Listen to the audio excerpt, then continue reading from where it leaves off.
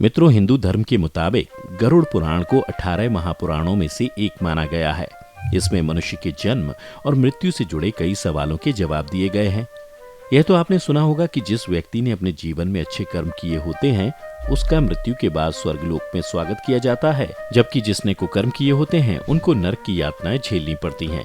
लेकिन क्या आपने ये सोचा है कि कृष्ण के अनुसार कर्म फल कैसे प्राप्त होता है? नमस्कार दर्शकों, स्वागत है आपका एक बार फिर द डिवाइन टेल्स पर। गरुड़ पुराण के 5वें अध्याय में श्री कृष्ण यानी भगवान विष्णु के 8वें अवतार और पक्षीराज गरुड़ के बीच एक संवाद होता है, जिसमें पक्षीराज गरुड़ भगवान हरि से पूछते हैं कि हे प्रभु, जब आत्मा यमलोक पहुंचती है तब उसे किन किन प्रकार की परेशानियों को झेलना पड़ता है। श्री हरि मुस्कुराते हुए जवाब देते हैं कि यमलोक में पहले से ही कई आत्माओं को यातनाएं मिल रही होती हैं। वहां का दृश्य बहुत भयावह होता है, जिसको देखकर आत्मा डर जाती है और जोर जोर से रोने लगती है। इसके बाद ब्रह्मा जी के पुत्र श्रवण आत्मा के कर्मों का लेखा जोखा चित्रगुप्त और यमराज को देते हैं। वो दूर से ही सब कुछ देखने और सुनने में समर्थ हैं। यह कुल 8 श्रवण देव हैं। उनके साथ उन्हीं की शक्तियों के समान उनकी पत्नियां हैं। दोनों धरती, आकाश और पाताल में विचरण करते रहते हैं। मनुष्य जो भी कर्म करते हैं उन्हें यह दूर से देख और सुनकर उनका लेखा जोखा तैयार करते हैं। भगवान विष्णु ने गरुड़ को बताया कि पुरुषों के कर्म को श्रवण देखते हैं और स्त्रियों के कर्मों को श्रवणी देखती हैं। यह यमराज को व्यक्ति के पाप और पुण्यों की जानकारी देते हैं।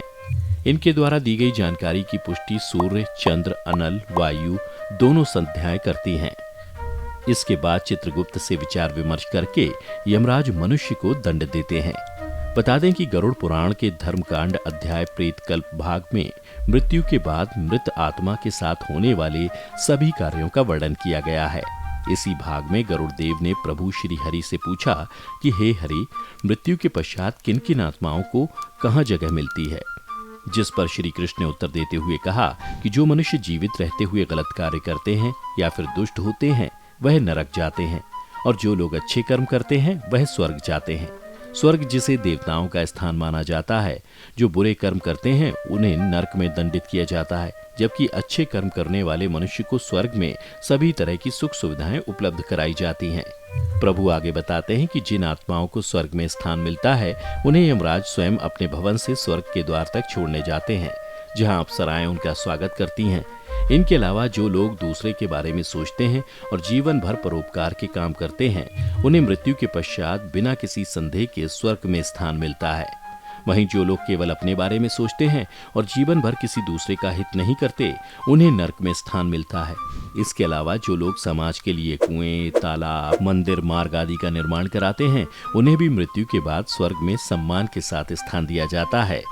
बता दें कि जो लोग कुएं, तालाब, मार्ग, मंदिर और सामाजिक स्थलों को हानि पहुंचाते हैं, ऐसे दुष्ट लोगों को मृत्यु के पश्चात नरक ले जाया जाता है। इतना ही नहीं, जो मनुष्य अपना पेट दूसरों से झूठ बोलकर भरते हैं या फिर कोई गलत काम करके भरते हैं उन्हें भी नरक ही भेजा जाता है। गरुड़ पुराण में आगे भगवान कृष्ण बताते हैं कि जो मनुष्य स्त्रियों का सम्मान करता है, कन्या को बोझ नहीं बल्कि देवी लक्ष्मी का रूप मानता है, आत्महत्या जैसा कदम नहीं उठाता बल्कि प्रकृति के द्वारा निश्चित जीवन चक्र को पूरा करके मृत्यु को प्राप्त करता है, उसे भी मृत्यु के बाद स्वर्ग की ही प्राप्ति होती है। तो मनुष्य किसी स्त्री की हत्या, गर्भ हत्या, आत्महत्या, ब्रह्म हत्या, गौ हत्या करते हैं या फिर किसी कन्या को बेच देते हैं, ऐसी आत्मा को नरक में जगह मिलती है।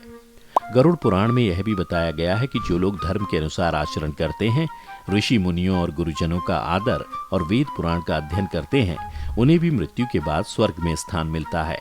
जबकि जो लोग धर्म को नहीं मानते उसकी निंदा करते हैं, साथ ही ऋषि मुनियों, वेद पुराण और गुरुजनों की निंदा करते हैं, उन्हें नरक की यातनाओं को झेलना पड़ता है। तो मित्रों, ये आपने जाना कि भगवान कृष्ण के अनुसार कर्म फल कैसे प्राप्त होता है, लेकिन क्या आपको ये पता है कि किस कर्म से कौन सा जन्म मिलता है? आइए जानते हैं। पराई स्त्री से संबंध बनाने वाले। जो व्यक्ति पराई स्त्री से संबंध बनाता है उसे भयानक नरक में जाना पड़ता है। वह सबसे पहले भेड़िया बनता है और फिर एक कुत्ते के रूप में जन्म लेता है। उसके बाद वह सियार, गिद्ध, सांप, कौवा बनता है। इन सभी जन्मों को भोगने के बाद ही अंत में वह बगुले का जन्म प्राप्त करता है, जिसे खत्म करने के उपरांत उसे मनुष्य की योनि प्राप्त होती है। स्वर्ण की चोरी करने वाला। यदि आपने स्वर्ण की चोरी की है तो उस मनुष्य को कीड़े के रूप में जन्म मिलता है। वहीं जो चांदी के सामान की चोरी करता है वह कबूतर बनता है। कत्ल करने वाला, जो मनुष्य शस्त्र से किसी की हत्या करता है उसे गधे की योनि प्राप्त होती है। गधे के बाद वह मृग, मछली, कुत्ता, बाघ और अंत में मनुष्य योनि को पाता है। लेकिन आपको ये भी बता दें कि उसकी खुद की हत्या भी शस्त्र से ही होती है। धर्म का अपमान करना, गरुड़ पुराण में धर्म का अपमान करने वाले को घोर पापी बताया गया है। मित्रों, जीवित रहते हुए कई मनुष्य अपने धर्म का सम्मान नहीं करते और दूसरे जो अपने धर्म का सम्मान करते हैं उन्हें ढोंगी बताते हैं। ऐसे लोगों को मृत्यु के बाद नरक में सजा मिलती है और साथ ही उनका नया जन्म एक कुत्ते के रूप में होता है। तो मित्रों, आपने जाना कि कर्मफल कैसे प्राप्त होता है। यदि आपको पहले से किसी बात की जानकारी थी तो हमें नीचे कमेंट करके जरूर बताएं। आज की वीडियो में बस इतना ही। हम उम्मीद करते हैं कि हमारी वीडियो के जरिए आपको कई सवालों के जवाब मिल गए होंगे। अगर ये वीडियो पसंद आई हो तो इसे लाइक और शेयर जरूर कीजिएगा। अगर आपने हमारे चैनल को सब्सक्राइब नहीं किया है तो जरूर करिए। इसके साथ ही मुझे दें इजाजत। इस वीडियो को अंत तक देखने के लिए आपका बहुत बहुत शुक्रिया। और हाँ, अब आप हमारे सभी वीडियो फेसबुक पर भी देख सकते हैं, जिसके लिए आपको फेसबुक पर द डिवाइन टेल्स के पेज को लाइक और फॉलो करना होगा।